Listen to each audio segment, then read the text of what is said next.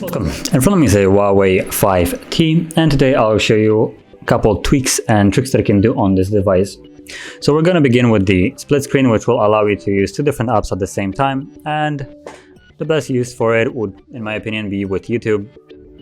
When you're trying to listen to music and do other stuff, but as you know, when you close off YouTube or switch to a different app, YouTube just decides to pause your music unless now you want to pay a subscription to use YouTube Music or whatever it's called.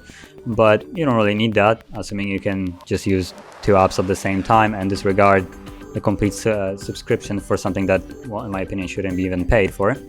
So to get started, I'm just gonna launch YouTube like so, then close it, go into recent, and you will see this button right here, the two bars basically. When you tap on it, it opens up the app in split screen, and the first app that you always open up goes on the top, and then the second one on the bottom. And from here you can also go tap on the home to get the access to your home apps. Choose whatever you want to open. So for instance, I could open Chrome. No thanks.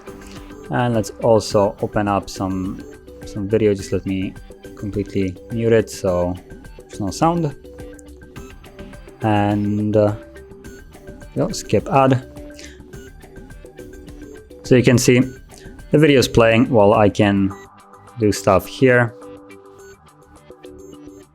So I could search for something. It continues to play. As you can see, the movement on the camera right there. If you go home, it still continues to play. It closes the bottom app while the top app is still open. Then you can open up something else. Keep in mind that not every app is compatible. I'm not sure, for instance, messages might not be. Nope.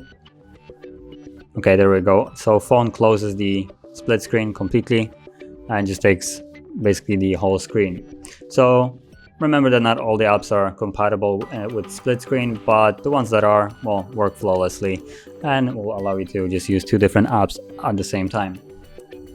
Now, moving on, we're gonna go into the option that will allow you to hide the apps. So if you're not a fan of this kind of iPhone-esque look with all the apps smack in the middle of your home screen without any app drawer and organization, you actually have an option to enable that.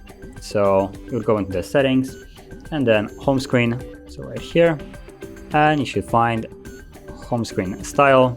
It's set to standard, so you want to choose the drawer. Give it a moment, it will need to reboot, and there it is. So now the apps are still on the home screen, but now you can remove them from here. So just hold like so and remove. Not sure if I can remove entire folders. There we go.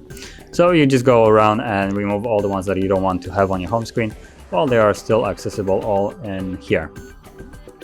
So moving on, now we're gonna go into additional users, which will allow you to create separate spaces on the device for different users. So for instance, you could create a space for your child which has just a couple games and basically no access to anything else, with password protections and stuff like that. And whatever it's being changed on that space will not be affected to whatever your space looks like. And to do it, again, go into the settings to just create it for the first time. Later on, there will be an easier way to access it. So to create it, I'm going to go into the settings all the way down to users and accounts. Then you have users right here, and you have you as an owner, and then you can add user, name it, whatever, add, and now gives you the option to switch on it. You can cancel it, just hold down, and now you'll find additional user icon visible right here, which previously was not there. So you can tap on it. It opens up the list of users that are on the device added. Then you can just tap on a different one. Automatically switches over to it, and when you unlock it, it's basically a new setup and just a completely new experience on the device. Unfortunately, I have to go through the setup basically.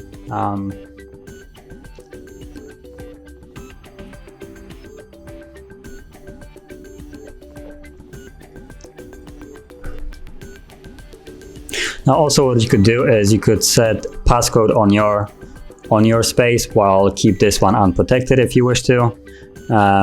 So this could be accessed without any protection later. And there we go. So I'll also do one thing. For instance, I'm gonna change the wallpaper. There we go. So whatever I change the wallpaper to right here will not be affected on the other user. So you can see there is a different wallpaper. Now if we switch back to owner, there we go, and unlock it, you can see that the wallpaper is different. So just a nice way to divide your space or your phone so it doesn't get messed around with. Now moving on, we're gonna go into the hiding password option, which will allow you to hide a password whenever you're typing it. So when you have the field to type the password, let me just actually open it up the easiest way I know how. So for instance, right here, you can see that there's a field for password, and when you start tapping on it, there's always a latest letter that you have pressed visible. So if someone is really content, they could just look over your shoulder and basically get the entire password being provided in a neat sequence. Which there is an option to actually completely remove that so it's not visible, which I really find helpful.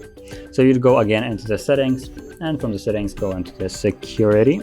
So security and privacy right here, and from here let's go into more settings, encryption and credentials, and you'll find show password. Disable that, and now if we go back to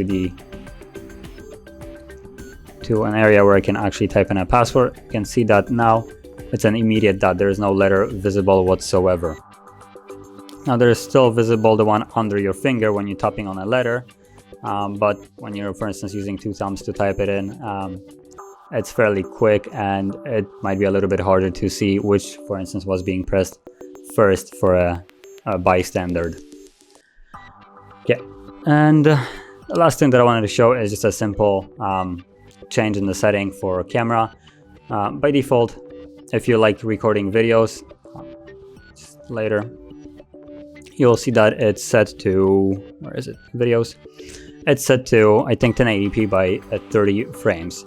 So it will, at 30 frames, it will take up a less space, but it will be a little bit more choppy. So for instance, if I move it around, it's not as fluid as it could be. So you could go into the settings, go here, and change it to, for instance, right here, from 30 to 60 FPS at 1080p. And if you go back, this should be whoa, almost flipped the phone. You can, hopefully you can see it, how much smoother it is on the camera, but it just feels way more fluid in the video, and whatever you're capturing will look way better. Now also, if you prefer to have quality over, well, the smoothness, there's also an option to go into 4K at 30 frames. Now keep in mind that comparing it to what was originally set, which is 1080p at 30 frames, this will take I think like 4 or 8 times more space. So the higher quality you get, the more space it will take up. So just remember that when you're trying to record longer videos. And yeah, this will basically conclude what I wanted to share. So if you found this video helpful, don't forget to hit like, subscribe, and thanks for watching.